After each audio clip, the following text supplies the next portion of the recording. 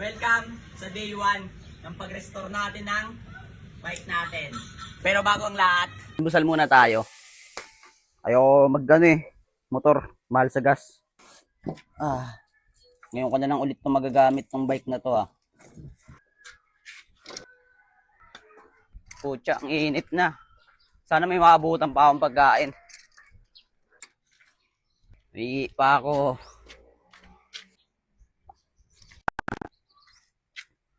Uminit pa. Nakakamiss yung gantong lifestyle yung magbabike-bike ka lang. Dati sa magbabike ko kumikita ako Food panda ko dati. Sobrang solid. Kakapagod din pala magpedal. For the vlog. Nakabili na tayo. Yung binili natin. Pucha mga tol, inatake ako ng iya doon.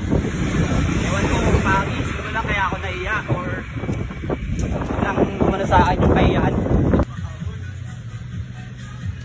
Dito po walang preno.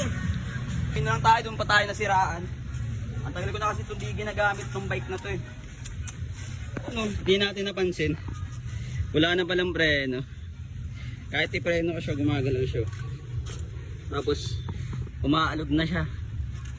Umaalog na. Kaya tara, welcome sa day 1 ng pag-restore natin ng bike natin. Pero bago ang lahat mga pre, bili muna tayo ng materyales. Bibili pre. Decent trading. So yun mga pre, nakabili na tayo ng ano natin. Pintura tapos liya natin. Bali, bumili lang tayo ng 1,000 tsaka 800 na liya. Nakabili na tayo pre, nang gagamitin natin. Ano kung umpisahan? Tingin ko okay pa naman yung preno. Linis lang. Kasi nakagutom. Pinaka-favorite natin. Avocado na milkshake. Last bite. Tara, umpisahan na natin. Kung makikita nyo mga pre, may design siya na Paxter. Pag pininturahan ko ba siguro, papangit siya or hindi. Pero, the moment of truth, tatry na natin siya. Hindi mo malalaman yung kasagutan hanggang hindi mo tinatry. Kaya, itry mo. Baka malay mo, takot na takot ka itry yung isang bagay. Pero pag ginawa mo, maganda pala yung resulta nakakalabasan. Ito na, the moment of truth. Safety first muna tayo. Kailangan natin naging delivery boy, naging food panda, naging water boy. Lahat yung pre sa subukan ko ng trabaho. Minsan mga pre, nakakalakal din ako. Nung bata ako. Gustong gusto ko kasi talaga to i-restore mga pre. Dahil sa bike na to, nabuo lahat ng pangarap ko sa buhay. Yung dating batang walang makain, hindi mabili-bili yung gusto niya. Ngayon, nabibili na yung gusto niya dahil sa bike nga na to. Kaya sabi ko sa sarili ko mga pre, once na lumaki ako, nagkapera-pera na ako, i-restore ko tong bike na to.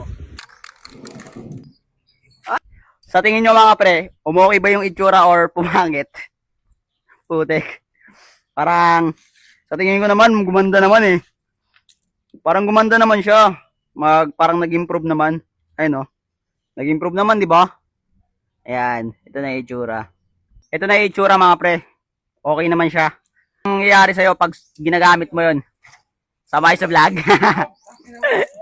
Biyahe na kayo, Ming. Safe.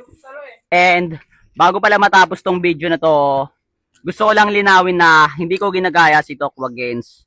Dati, ginagawa ko na tong gantong lifestyle, pero siya yung pinaka-idol ko. Siya yung nag-inspired sa akin na gumawa ng video. Dati, nahiya ako Nahiya akong i-post yung mga ginagawa ko sa buhay, pero parang may sarili na akong mundo. Ginagawa ko na yung ginagawa ko na yung mga gusto kong gawin na hindi iniisip yung ibang tao. Minsan, nangungulangot pa ako sa harap ng tao hindi ko iniisip yung mga sinasabi nila. And, nakita ko si Tokwa Gains, yung mga video niya pre, parang ginagawa ko pre. Kaya sabi ko sa sarili ko pre, what if gawin ko rin yung mga ginagawa niya para hindi lang siya yung mang-inspire, kundi pati ako mang-inspire. Kaya sama kayo sa part 2 natin. i-restore natin tong bike natin, papagandahin natin, at itatry na natin mag-rides ulit. Salamat sa'yo, Tokwa Games, pre.